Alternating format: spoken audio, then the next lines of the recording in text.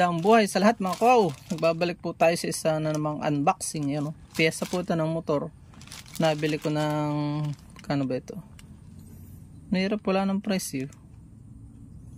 Wala pa po itong 200. Ito po ay ito yung piyesa na starter, rubber stamp. Titestingin ko kung po pwede sa may sulat pa, kung pwede sa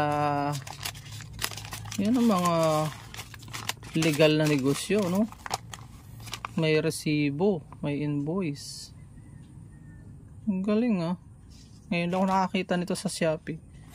Ito yung mga legal na lumalaban, ah. Ngayon the best show, New Star Commercial. Promote na natin ng libre. New Star Commercial, dito na kayo bumili. Ang ganda. Ito yung gusto ko sana sa mga ganitong negosyo. Ngayon ako nagkaroon ng order sa Shopee, ano? 90 lang, oh.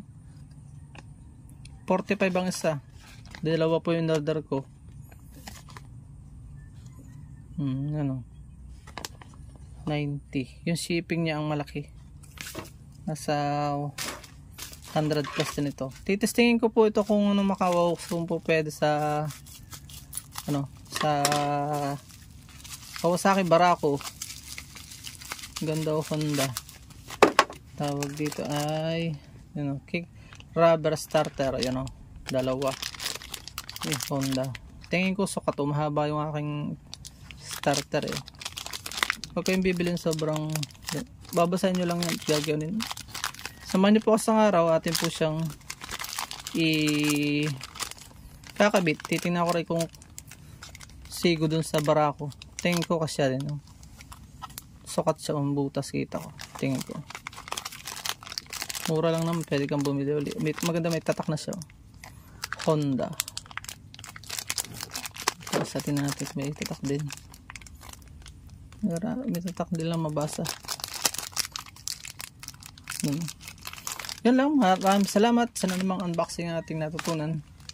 Ito na kayo bumili, oh. Ganda ng tindahan niya, may invoice. Ito yung mga legal na lumalaban. Hindi takot sa buwis, lumalaban ng parehas. Bukas po, kakabit ko po ito. Ito ang salamat sa sumama sa akin sa mga unboxing ko pang ibang piyesa. Dalawa agad yung nabili natin. So isang araw po ulit tayo mag-unbox. Paalam muna po, bye bye and God bless.